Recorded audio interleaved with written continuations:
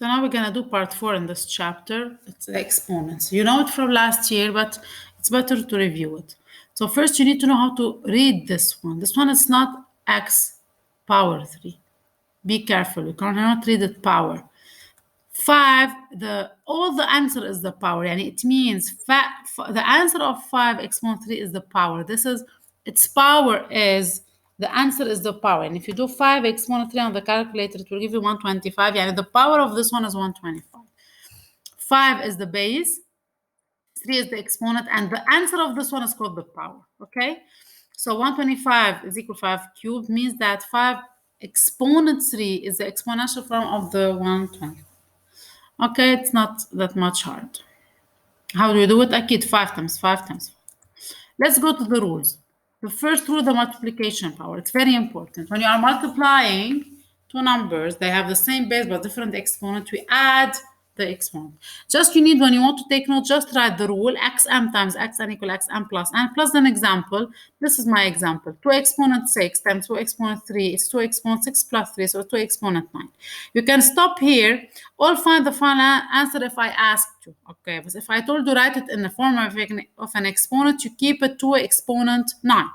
Okay, but if you need the answer later to calculate, you can develop it using the calculator. It's not a big deal, but I really need to see those steps. So 6 times 2, 3 gives me 2 exponent 6 plus 3, 2, 9. A second, dividing power. So if I have xm over xn, or xm divided by xn, what will happen? In the multiplication, we add the exponent, and the division, we subtract the exponent. So this is an example. So every time you need to write the rule and the example on your copybook. So I have here 2 exponent 6 over 2 exponent 2. So it's 2 exponent 6 minus 2. What is 6 minus 2? 4. You can stop here as an exponent, or then you can develop later if I need the final answer. Okay? Now, another rule. I will not do this. Normally I do this at school. Let's do it together. No problem. We can do it. Yeah. So if I have here 3 squared times 3 squared, this one is 3, 4. So I add the exponent. 5, 2 times 5, 4. This is 5, 6. I add 4 plus 2. Here I have 8. 5 plus 2, 7. Here I have 2 times 4 first is 8. And S2 times S7, this is S8. We add 7 plus 2. 9, sorry. 7 plus 2 is 9. Be careful to this part. When there is minus, you need first to see what you're going to do with the minus. You need to be very careful. Minus 3 squared gives me 3 squared. Okay? Times minus 3 cubed gives me minus 3 like this cubed. And I can put the minus outside there, and then I will do the exponent. So 2 plus 3 is 5. Now here I have the s together and the t together. S squared times s7 gives me s9 times, this is 9, huh? Okay. Try to make it thinner. And t4 times t3 gives me t7. So it's t7. Like this. So it's S9 times T7. It's S9 times T7. And the last one, S12 over S4, it's S12 minus 4. 12 minus 4. So it's equal to S8. I'll wait a little bit to be sure that you can see the writing before I pass to the other slideshow. It's very easy. It's not very hard. You will do more application in the book. Okay, let's continue.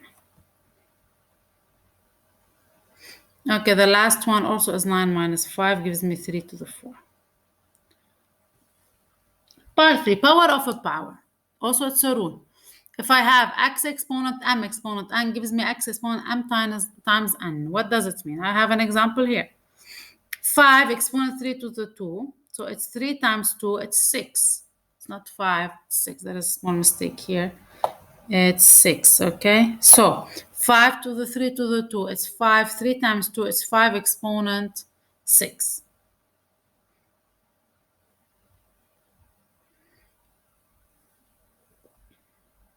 So when I take a power to a power, I multiply the exponents. 4. Product law of exponents.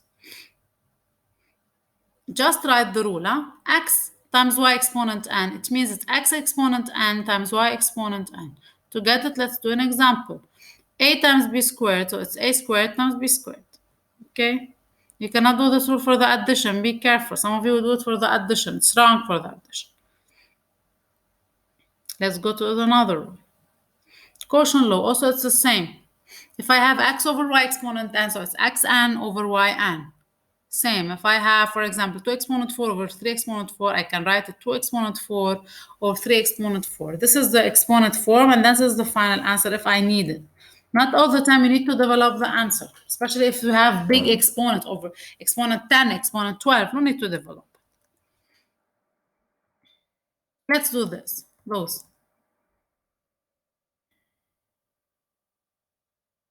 Okay. So let's start the first one. 3 exponent 2 exponent 5. It's 5 times 2, 10. So it's 3 exponent 10.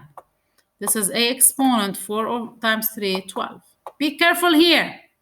This is 2 exponent 3 times a exponent 3 times 2, 6. Here it's 2 exponent 2 times 2, 4. 5 times 2 and 3 times 2. So here it will be, I will have 2 exponent 4 times a exponent, what is 5 times 2? 10 times b exponent 3 times 2, 6. Here I'm sure that my answer is positive because minus 3, or you can write it like this if you want, then you do it. Minus 3 squared times a squared to the squared here. So I will have 3 squared times a4. Now this one also, it's easy. It's S6 times T, 12. Here I have S5 over T5. It's easy, huh? Yeah, I know it's easy. This one is 318 over 5 times 2, 10. And the last one here is S squared T 8 times 2, 16 over R squared T 4 times 2, 8. That's it. I will wait a little bit to be sure that you will see all the handwriting, all the writing, and then I will pass to the other. Okay. Let's go to the other slide. I hope you can see everything.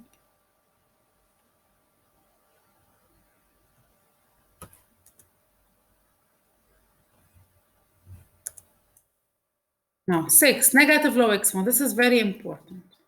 When you are used to say, I'm going to change it. No. Oh, what is this here? If I have 5 exponent minus 3, it's equal 1 over 5, 3. Okay? And if I have 1 over 3 minus 2, it's equal to 3 over 2. What does it mean here? You need to get it. Why we can do like this. I will show you why you can do like this. So, here as I have x over, or here if I have here, x over minus x minus 3 over 1, and then if it's negative, the denominator will become positive. Okay? So let's do one more. Let's do one more step.